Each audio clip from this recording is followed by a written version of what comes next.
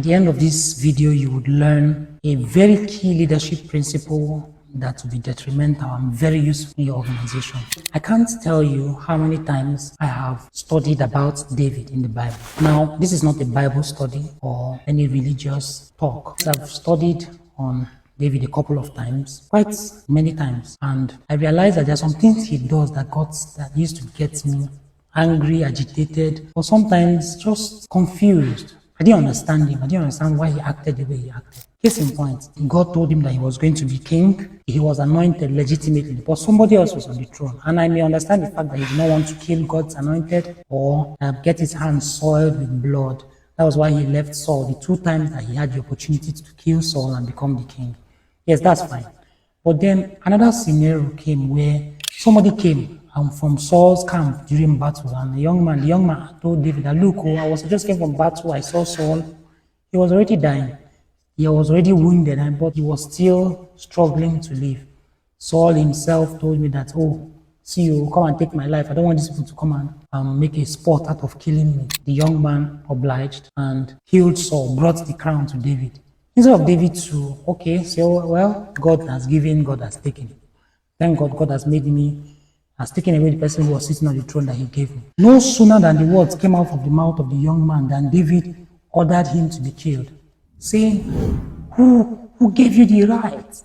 Who do you think you are to stand up and kill God's anointed? Somebody that was sitting on the throne that David was supposed to sit on. Instead of him to, even though not rejoice, at least tell the guy, okay, that's fine, thank you for bringing the crown to me. But he killed the guy. That's not all. 2 men came, brought the head of Ishbosheth, Saul's son, who was king after Saul, and told him that, look, the head of your enemy, God has delivered him unto you. Come and rule the whole of Israel. David was like, kill him. Very quick. And I was like, what's wrong with this guy? And it's not that after he killed them, he said, no, I will not. He later became the king. But why would you take the lives of those people? His son, Absalom, would take the throne from him. When they went to battle against Absalom, he would tell his men, deal lightly with the young man, Absalom.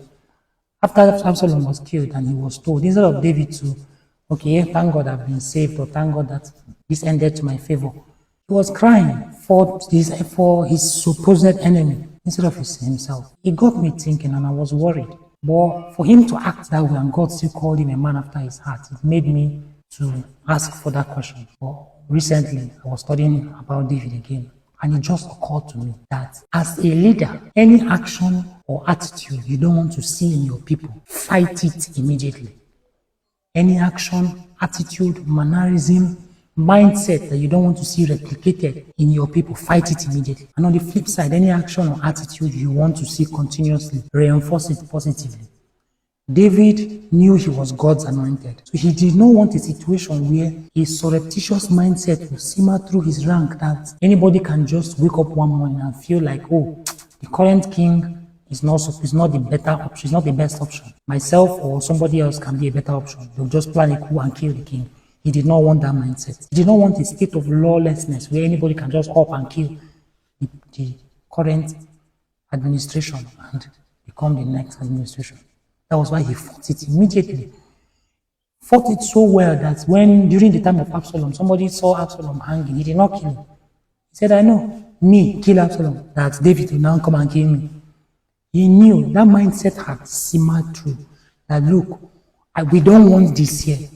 Don't touch God's anointed. In another way, David was doing it fast. He was wise doing it because he was God's anointed. If that mindset continued, he too wouldn't have been safe because somebody may have. If David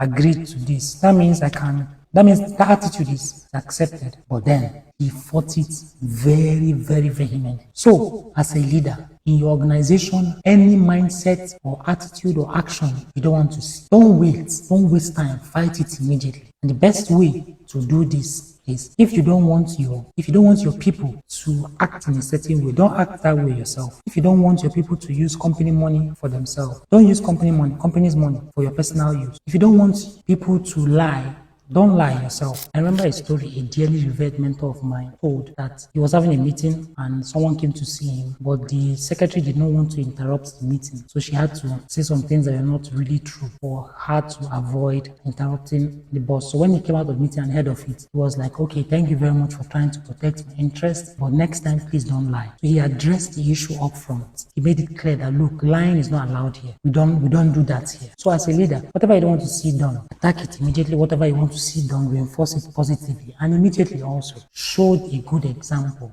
As a leader, you don't want your people to come late to work. Whenever you see someone coming late to work, attack it immediately. As a leader also, make sure you come early. You use company vehicle to go for parties over the weekend. Why won't the secretary or the accountant or the cashier use company money to pay bills to go home? She'll be like, oh, if our boss used to do take company vehicle for private use, what is bad in me carrying 5k, pay both and go back home? After all, it's not work I'm doing. I'm going from work to home. You see, the mindset is simmering down. So fight quickly, promptly, and severely if necessary. Every action you do not want to see. Reinforce the ones you want to see. And I trust that if you do this in your organization, you will have a system that runs smooth, especially from the beginning or the early stage of your company or your organization. So do with this truth as you please. My name is Mba David Okechukwu and I'm the founder of TMM. And until the next time, ciao.